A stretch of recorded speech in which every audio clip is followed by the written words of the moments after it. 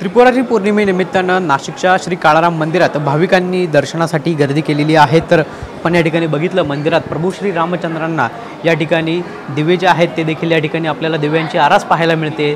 त्याचबरोबर मंदिर जे आहे मंदिराला देखील चारही बाजूने विद्युत रोषणाई जी आहे ती करण्यात आलेली आहे। तर दुसरीकडे आपल्याला भाविकांची मोठी गर्दी जी आहे ती प्रभू श्री काळारामाच्या मंदिरात या ठिकाणी पाहायला मिळते। खरं तर नाशिकच्या गोदा घाटावर देखील भाविकांची मोठी मंदिराळी जी आहे ती आपल्याला सायंकाळच्या सुमारास पाहायला मिळाली।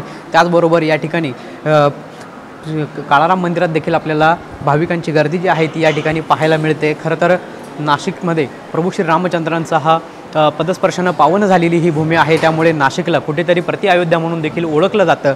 आणि त्याचबरोबर प्रभू श्री काळारामाच्या मंदिरात देखील आपल्याला त्रिपुरारी पौर्णिमेनिमित्तानं भाविकांची मोठी गर्दी जी ती पाहायला मिळते। आपल्यासोबत मंदिराचे पुजारी आहेत। आज त्रिपुरारी पौर्णिमेनिमित्त मंदिरात मोठी गर्दी जी आहे ती भाविकांची मंदिराळी आपल्याला पाहायला मिळते। आजचा दिवसाचं महत्त्व म्हणजे आज कार्तिक शुद्ध पौर्णिमा, याला देवदिवाळी पण म्हणतात, पंथी पौर्णिमा पण म्हणतात। आजच्या दिवशी संपूर्ण भारतामध्ये सर्व विश्वामध्ये सगळीकडे देवदिवाळी म्हणून साजरी केली जाते, देवांची दिवाळी म्हणून साजरी केली जाते। संपूर्ण मंदिरांमध्ये सर्व ठिकाणी पंथ्यांची आरास केली जाते। सगळ्या सगळीकडे पंथी पौर्णिमा म्हणून साजरी केली, दिवे लावले जातात। त्या सणाने वंश परंपरेप्रमाणे व सालावाप्रमाणे व रूढी परंपरेप्रमाणे नाशिकमधील प्रख्यात संस्थान श्री काळाराम मंदिरामध्ये पण दीपोत्सव साजरा करण्यात आला। त्यानिमित्ताने 1100 दिवे ह्या पूर्ण मंदिर परिसरामध्ये पूर्ण प्रांगणामध्ये लावलेले होते। तसंच आतमध्ये पण दिव्यांची रोषणाई आपण प्रभू श्रीरामच्या इथे केलेली होती।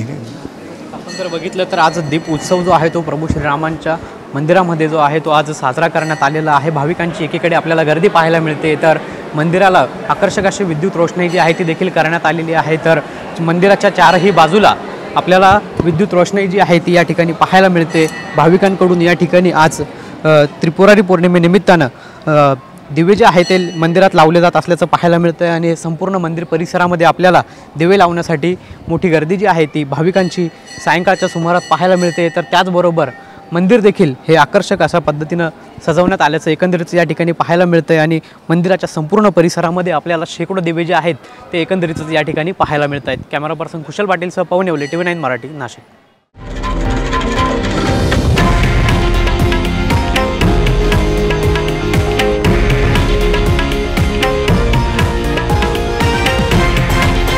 हे आहे देशातील नंबर 1 न्यूज नेटवर्क आणि आपण पाहत आहात TV9 मराठी, एकमेव।